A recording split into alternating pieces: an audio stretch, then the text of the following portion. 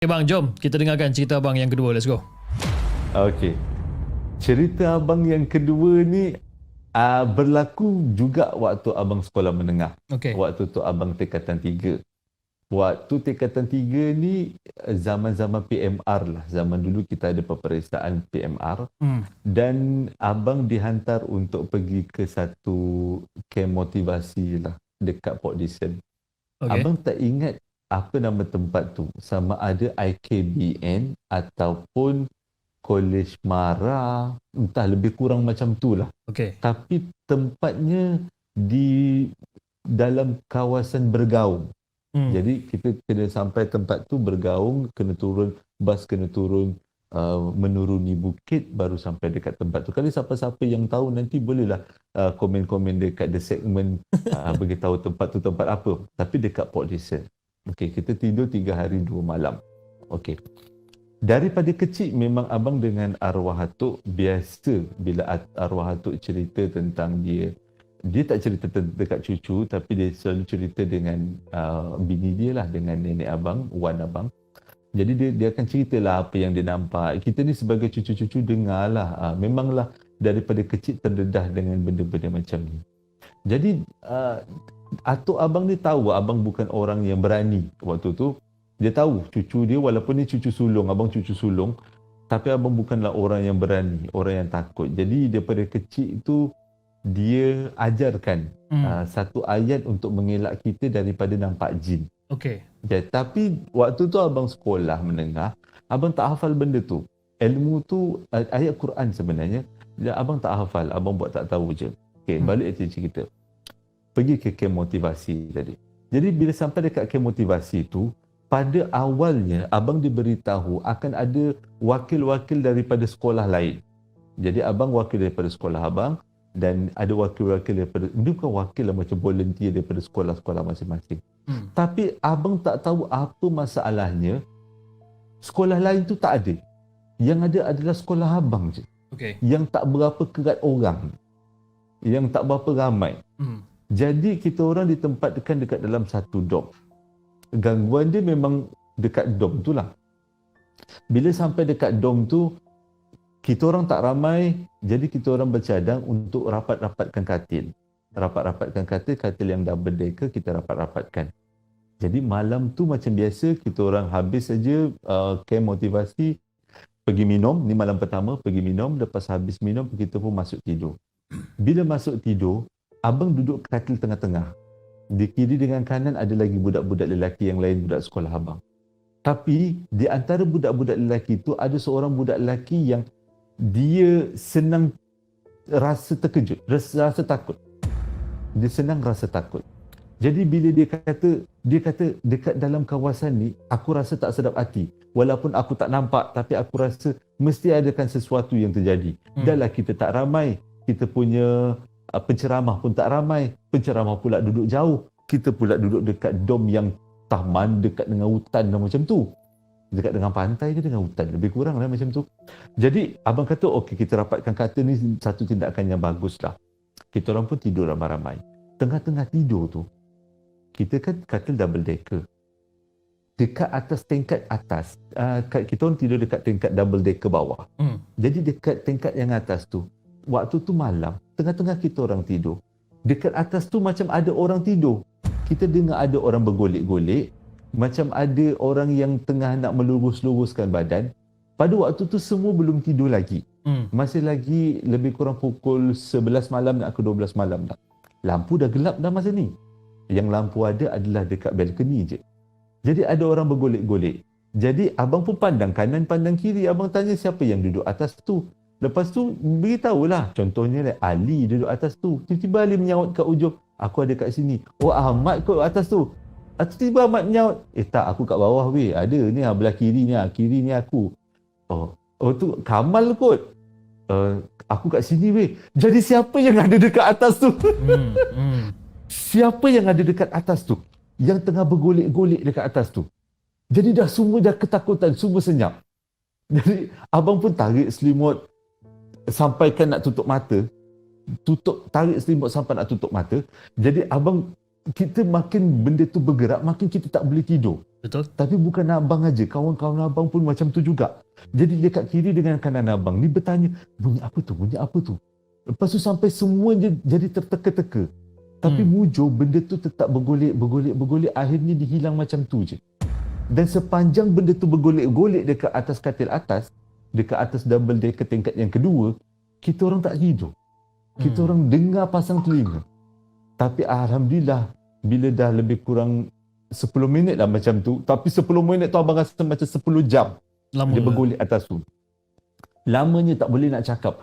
Jadi abang rasa, ini lain macam ni abang kata. Cik, baiklah kita rapatkan katil. Kalau kita tak rapatkan katil, tak apa yang kita nampak. Jadi malam tu kita boleh tidur. Tapi abang ni memang ada perasaan, ada sifat kalau dah terlalu takut sangat, senang terjaga. Tidur-tidur terjaga, tidur-tidur terjaga. Jadi sepanjang malam tu tidur-tidur terjaga, tidur-tidur terjaga. Dalam pukul 3 ke 4 pagi lah macam tu. Waktu tu abang terjaga.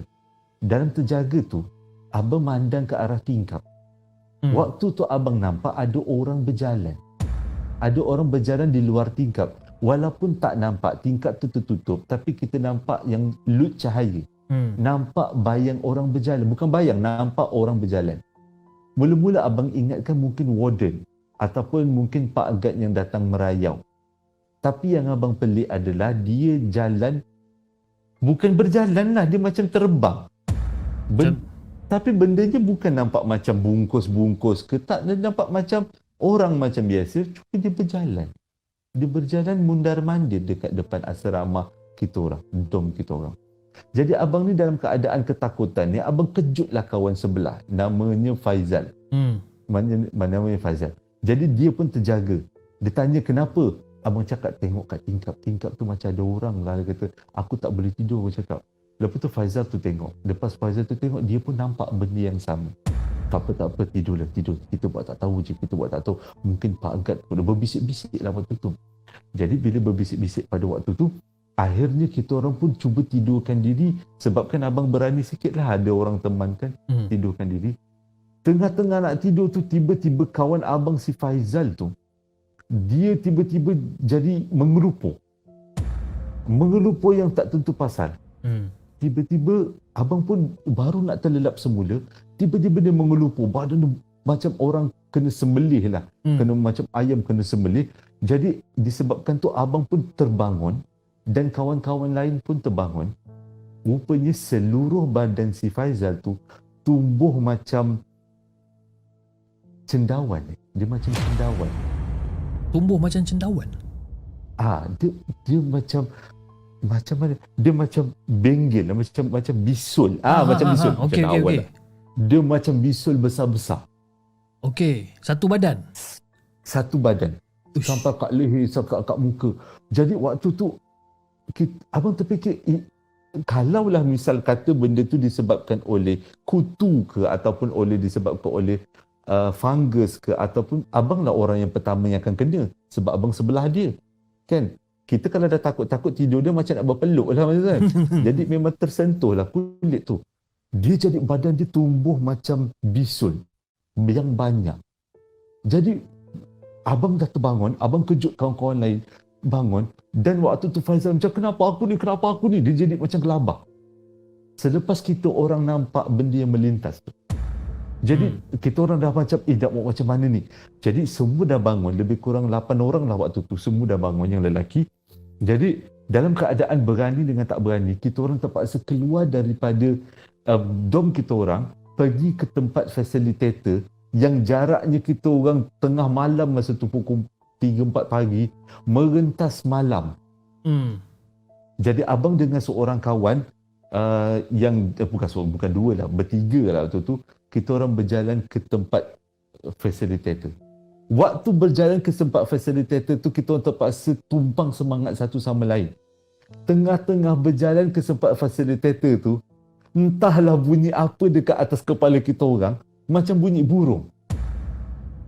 Bukan bunyi burung, dia macam bunyi, tahulah sebenarnya bunyi apa, tapi waktu tu abang macam buat-buat tak tahu burung, agaknya dalam hati burung ni. Tapi bunyi berkepak. Okey. Ini berpegang tangan ni. Sampailah dekat-dekat bilik facilitator dan kita orang ketuk pintu, muncul facilitator yang keluar bukan seorang. Yang keluar 2-3 orang. Agaknya diorang pun tahulah keadaan kita orang. Jadi kita bawa ke tempat asrama kita orang. Lepas tu tengok keadaan kawan abang tu, keadaan badan dia makin teruk. Makin teruk, keluar bisul-bisul yang pelik. Jadi malam tu abang buat teman dia, sebab abang yang rapat dengan dia dan abang lah yang duduk sebelah dia. Abang teman dia, ambulans datang. Abang rasa ambulans datang ataupun facilitator tu hantar naik pergi hospital. Dia hantar pergi hospital. Tapi bila sampai dekat hospital tu, kita orang pun tak tanya apa-apa. Terus yang attendant hospital tu tanya, oh ni kem motivasi yang dekat situ-situ. Oh ni dah biasa dah, selalu jadi. Macam apa? Oh, dia cakap benda tu dah biasa. Dah biasa, dia kata selalu jadi. Dia kata ini kulat ke apa? Tak ada. Ini nasib-nasib ni. Orang tua kata kena ludah dengan pontianak. Jadi abang pun dia disuntik dengan ubat. Dia kata ini pun sejenis penyakit juga. Dia kata cuma abang tanya kenapa saya tak kena. Nasib dah, dia kata tak kena. Jadi habis dah suntik tu, lebih kurang lepas subuh baru kita orang balik. Abang dengan kawan abang tu balik ke asrama. Jadi kita orang diberi waktu tidur yang lebih lah. Orang semua pergi ke motivasi, kita orang boleh tidur lah siang tu tidur. Jadi itu malam pertama. Malam kedua, benda tu kita orang dah cerita dekat semua tentang orang yang melintas tu. Okey. Jadi malam yang kedua kita orang akan ambil langkah yang berhati-hati. Ambil cadar-cadar yang lebih, buat tutup tingkap. Tingkap tu pula tak ada langsir. Jadi cadar-cadar yang lebih tu kita buat tutup tingkap. Tapi malam tu gangguannya tidak ekstrim, tapi cukuplah. Cukup menakutkan abang. Tengah-tengah kita orang nak tidur, tiba-tiba bukan nak tidur, dah tidur. Tiba-tiba abang ada orang kejut abang, bangun, ditunjuk dekat tingkap. Ada orang tercegat berdiri dekat tingkap. Kalau yang malam yang sebelumnya dia melintas, tapi malam ni dia tercegat berdiri dengan keluarkan bunyi suara, macam suara orang menghela nafas tapi dalam keadaan yang laju.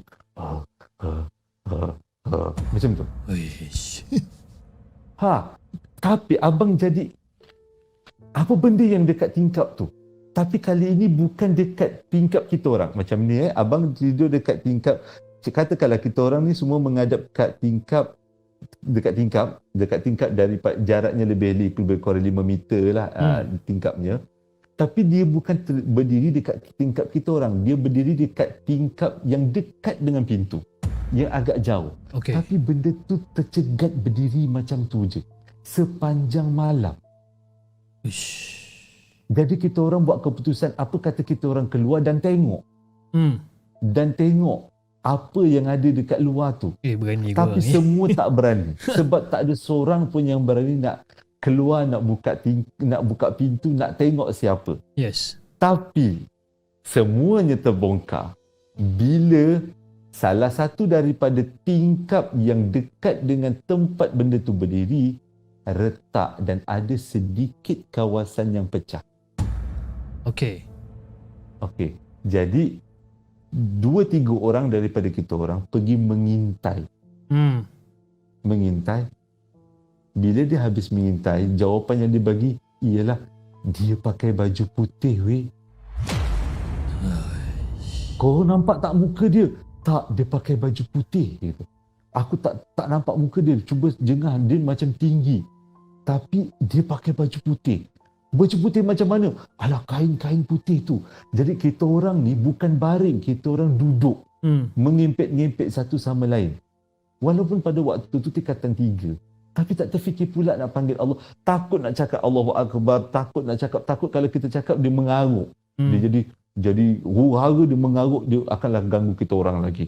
Jadi waktu tu kita orang bersandar satu sama lain, kumpul kekuatan. Dan akhirnya kita orang tertidur dengan bersandar satu sama lain. Tapi untungnya abang berada dekat tengah-tengah. Nasib baik. Itu bagus. Abang berada dekat tengah-tengah. Kita orang menjauhi tingkap. Tidur dengan menjauhi tingkap. Jadi dalam 2 malam kita orang tidur dalam keadaan yang sangat tak selesa. Tu Kalau katakan ikut pada cerita abang ni, pada malam yang pertama jalan nak pergi jumpa facilitator tu, dengar bunyi macam benda berkepak tu kan. So, banyak penonton-penonton mengatakan pun itu antara tak Pontianak langsui lah. Itu abang waktu tu abang memang tak nak cakap lah, kita anggap positif burung tu burung hantu yang kepak besar tu ataupun angsa kot yang terbang Kan? jadi kita orang tahu apa yang terbang tu, tapi kawan kita orang dalam keadaan yang sakit, kita orang tak ada pilihan, nak tak nak kena pergi juga bilik facilitator minta bantuan. Betul. Telefon pula zaman tu tahun 1995, mana ada telefon, kita tak ada telefon kan. Betul. Jadi nak tak nak kenalah berjalan. Jadi besok paginya cerita. Balik daripada camp motivasi tu, ceritalah, hebat cerita. Masing-masing, tapi kalau balik sekolah tu ceritanya tak nak kalah lah. Of course lah. Balik tu cerita, kalau cerita yang dengan budak perempuan tu cakap, aku malam tu nak baca je, nak halau. Ceritanya macam tu. Tapi abang yang dengar ni macam, ya, bukan kau boleh yang tak tengok. Orang lain yang tengok, kau mengaku macam kau yang tengok dekat celah-celah tingkap tu. Kan? Tapi seram Tapi nasib baik dia tak menampakkan muka dekat celah-celah tingkap tu kan. Dia tinggi. Kata kawan-kawan abang, dia tinggi. Jadi dia orang tak nampak. Kalau dia tengok daripada bayang, nampak kepala dia. Tapi bila tengok daripada celah kaca yang pecah tu, tak nampak kepala dia. Nampak macam baju dia je. Macam kain, dia kata. Seram. Dan kain. Dan dia kata kain tu putih. Dia cakap, putih. Dia pakai baju putih. Dia pakai, bukan seorang, 3 orang masa tu yang tengok. Abang memang tak tengok lah. Abang kalau abang tengok, abang pula yang pengsan waktu tu. Jadi abang tak tengok, kawan-kawan abang yang tengok. Yang malam pertama abang pergi jumpa facilitator tu sebab abang fikir tu kawan abang lah. Yalah. Kita berjalan bertiga kan. Jadi nak tak nak itu je dah. Jadi itu adalah cerita yang kedua pengalaman. Okey.